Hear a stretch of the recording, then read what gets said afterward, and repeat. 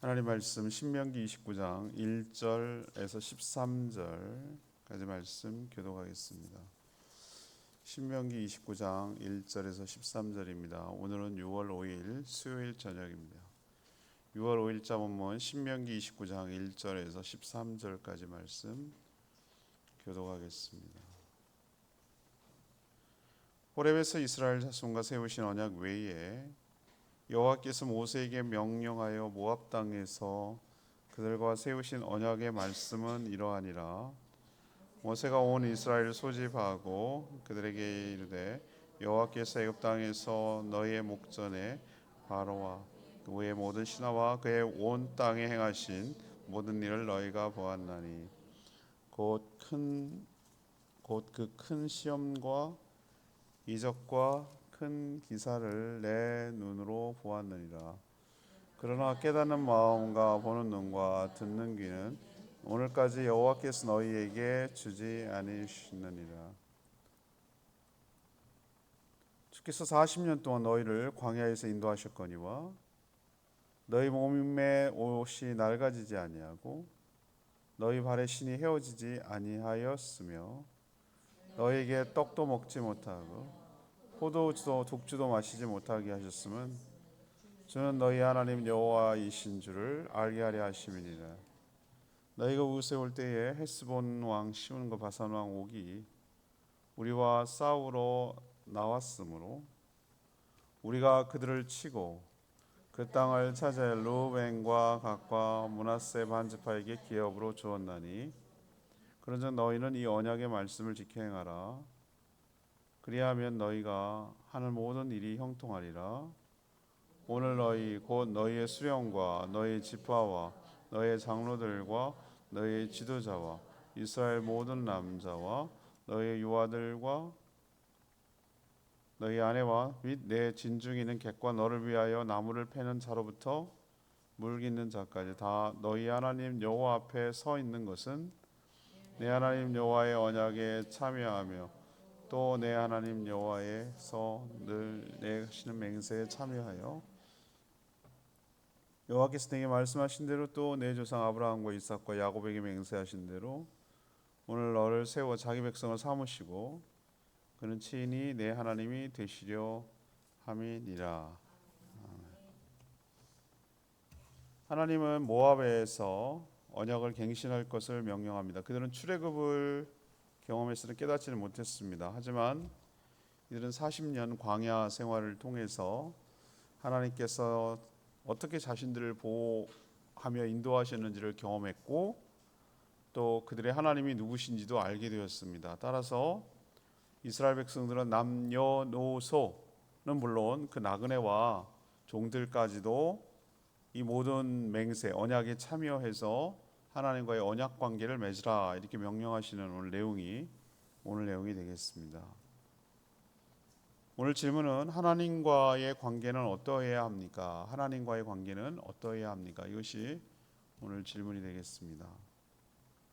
먼저 1절에서 4절까지 말씀 다 이해할 수 없어도 계속 관계를 유지해야 합니다. 다 이해할 수 없어도 계속 관계를 유지해야 합니다. 모세 세 번째 설교가 시작됐습니다. 하나님은 모압 평지에서 이스라엘 백성들 곧 출애굽 2세대와 언약을 새롭게 맺기를 명하십니다. 내용이 새로워져서 그런 것이 아니고요. 이미 호렙산, 그러니까 시내산에서 출애굽 1세대와 맺은 바로 그 내용, 그 똑같은 내용입니다. 근데 왜 새롭게 맺기를 원하죠? 언약의 당사자, 다시 말해서 언약의 또 다른 상대편 파트너인 백성들, 사람들이 모두 바뀌었기 때문에 그렇습니다. 이들은 출애굽 2세대들이거든요. 모압 평지에 있는 사람들은. 출애굽 1세대들은 여호수아 갈렙 외에는 전부 다 광야에서 다 죽었어요. 40년 동안. 사람이 바뀌었어요. 내용은 그대로인데. 그래서 이들과 다시 언약을 맺기를 원했죠. 이들은 출애굽을 몸으로 경험하지는 못했어요. 광야에서 태어난 세대이기 때문에 부모에게 들어서 알고 있었죠. 출애굽 당시에 태어났다 하더라도 너무 어려가지고 그게 무슨 뜻인지 의미를 제대로 깨닫지 못하는 거예요. 여러분 4살, 3살 때 기억합니까? 잘해봐야 소용없다니까요. 그러니까. 적어도 한 7살 정도는 돼야 그 자의식이 생기고 그래서 어떻게 했는지 기억을 조금 더듬어요. 1살, 2살 이건 몰라요. 그냥 뇌가 막 커지고 있는 상황이기 때문에 기억을 그렇게 할 수가 없어요. 그러니까 그런 거죠. 그런 거죠. 애굽에서 태어났다고 하더라도 깔란쟁이거나 뭐 어디로 가긴 가는데 그냥 뭘 어버버 하는 거죠. 맨날. 그리고 애들은 맨날 자잖아요. 그죠? 뭘 기억할 게 있겠어. 맨날 먹고 자고 그게 하려는 일인데. 기억할 게 내용이 뭐가 있겠어요. 아우 오늘은 500ml네. 오늘 200 뭐 그거 기억하겠어요? 아 오늘 딸랑이가 바뀌었네. 뭐 이거 기억하겠어요? 모르는 거예요. 그러니까 그런 거죠. 출애굽은 했으나 의식을 못한 거죠. 이것을 깨닫지 뭔지를 모르는 거예요. 그냥. 아니면 그냥 광야에서 태어나 버렸거나. 당신 수명이 그렇게 길지 못했어요. 평균 수명이 40년도 채 안 됐었어요. 그렇기 때문에 어떻게 보면 싹 사람이 바뀐 거예요. 사람이 바뀐 거예요.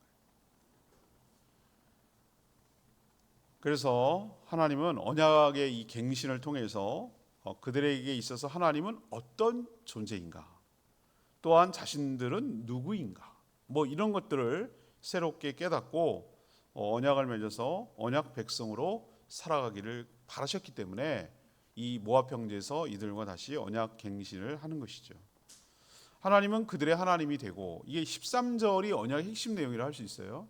13절에 어떻게 합니까? 여호와께서 내게 말씀하신 대로 또 내 조상 아브라함과 이삭과 야곱을 맹세하신 대로 오늘 너를 세워 뭘 삼으시고?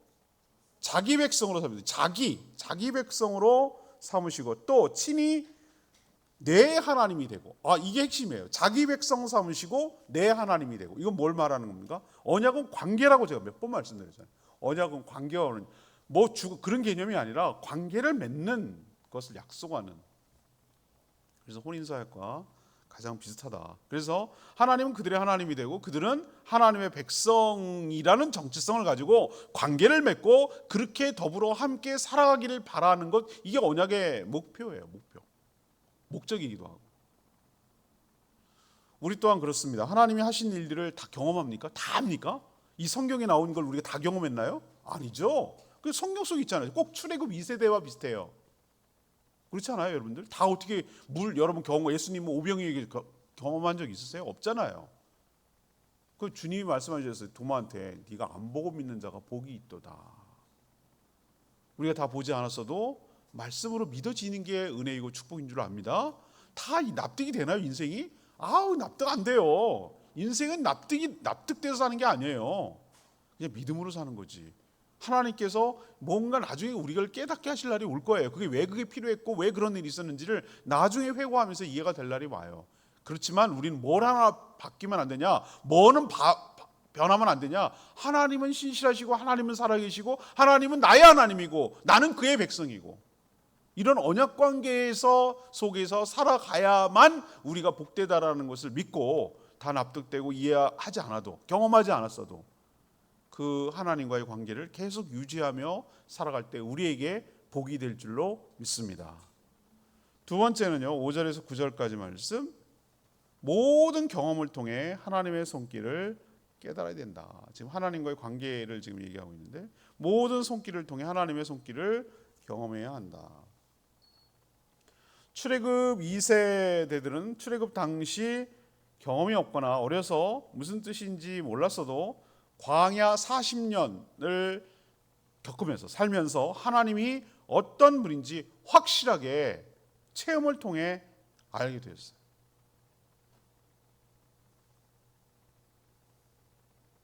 그들 할아버지, 아버지의 하나님이 자기 하나님이라는 걸 경험한 거예요. 자기는 홍해를 건넌 적이 없어.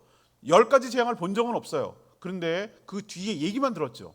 근데 그 뒤에 광야에서 살면서 그 하나님이 그 하나님이구나라는 것을 다른 형태의 표적, 사인, miracle of sign, sign of miracle, 특별한 하나님의 표적, 하나님이 주시는 그런 표적을 통해서 경험하게 된 것이죠.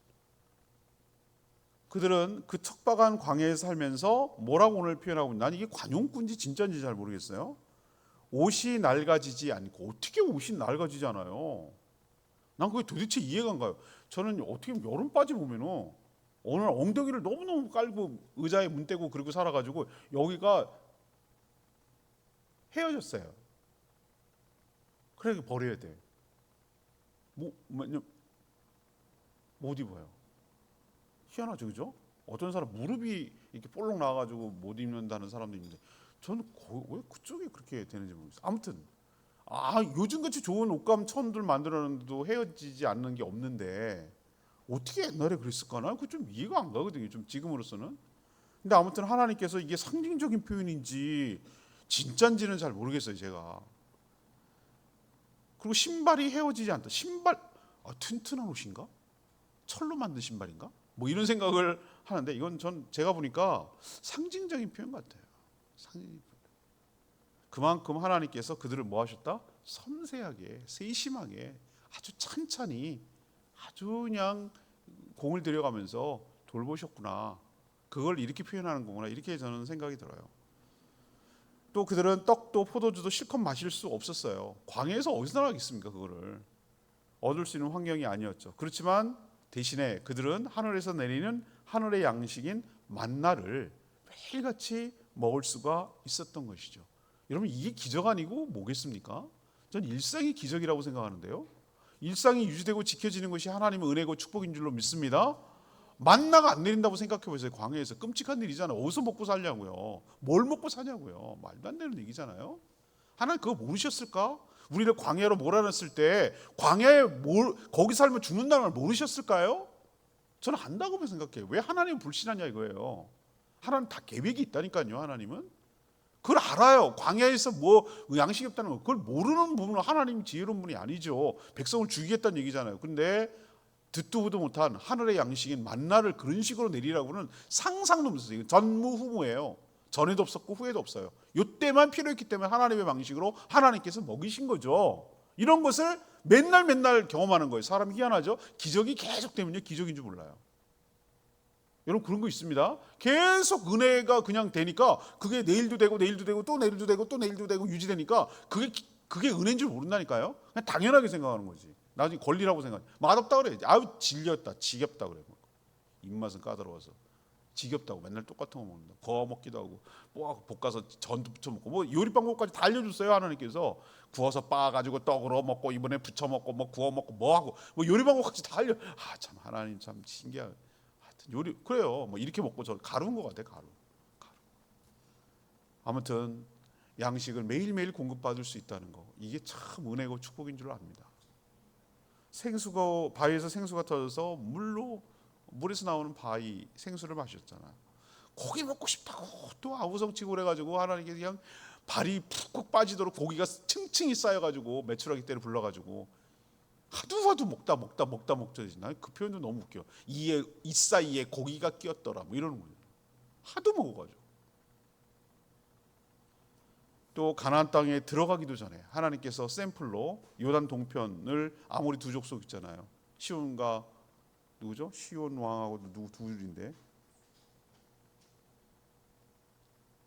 헤스본하고 시온하고 바산왕 옥하고 헤스본왕 시온하고 바산왕 옥하고 얘네들이 아모리 족속이거든요. 동쪽 요단 동쪽에 있는 거기 나라를 쳤어요. 지네가 덤빈 거죠 어떻게 보면. 그래서 그 나라를 쳐가지고 이미 시작도 하기 전에 두 지파 반이 기업을 얻었잖아요. 시작도 하기 전에. 이건 저는 굉장히 상징적이라고 생각하거든요. 왜냐하면 봐라 너희들이 하나님이 준다는 땅이 분명하다니까. 하나님 이런 식으로 이기게 해가지고 너희들을 차지해서 줬잖냐. 샘플을 보여줬잖냐. 일종의 우리도 보면은 그런 거 있어요. 어느 시장에 가면은 나 그 부담스러워서 난 너무 싫은데 부담스럽던 나중에 뻔뻔해집니다만 시식 코너가 있어요. 시식 코너.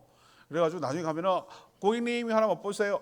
우리 주연이가 그거 하는구나. 그럴지도 모르겠다. 아무튼 가가지고 이거 새로운 신상 만두예요. 그래갖고 막 쩔어가지고 많이 나면 많이 먹으니까 저 같은 사람 한 입에 한 건이 되잖아요. 그러니까 막 쪼개 가지고 이렇게 맛만 보게 하는 시식코너가 있는데 빵 시식코너 가보세요. 한 바퀴 돌고 나오면요. 든든합니다. 빵 한 개 먹은 거예요. 요거 하나, 요거 한 조각 맛보는 척하고 다 먹는 거지 뭐. 그럼 하나 먹는 거 같았고. 하나님께서 꼭 맛배기 보이는 것처럼 오른쪽 동편에 있는 거 요단 동편에 있는 거 그 아모리 족속에 있는 땅 다 너네들 어떻게 차지하는지 봤지? 용기를 내. 요단강 건너가도 이런 식으로 싸워서 이길 거야 라는 것을 경험했다 이 말입니다. 제가 지금 다 얘기하는 거예요. 출애굽 전에 열재앙과 홍해와 뭐 이런 걸 경험하지 않았어도 광야에서만 여기 지금 모압 평지까지 오기까지 얼마나 많은 하나님의 은혜를 경험했는지, 그건 기적 아니고 뭐겠어요? 그건 표적 아니고 뭐겠냐고요.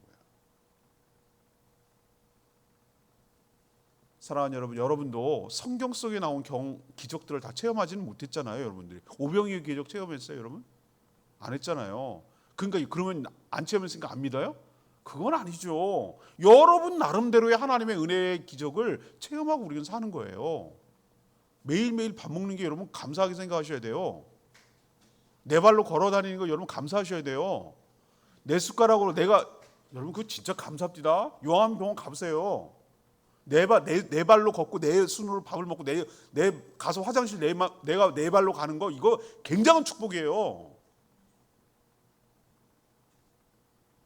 작동이 안 돼, 작동이.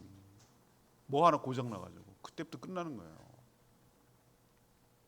산 게 기적이고 매일매일 일상이 지켜지는 게 기적이에요.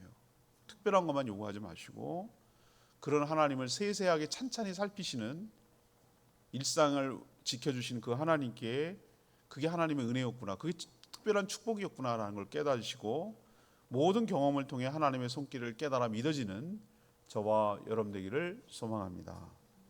세 번째는 10절 13절까지 하나님을 믿고 따르는 자는 누구라도 백성이 된다라는 것을 우리에게 가르쳐줘요.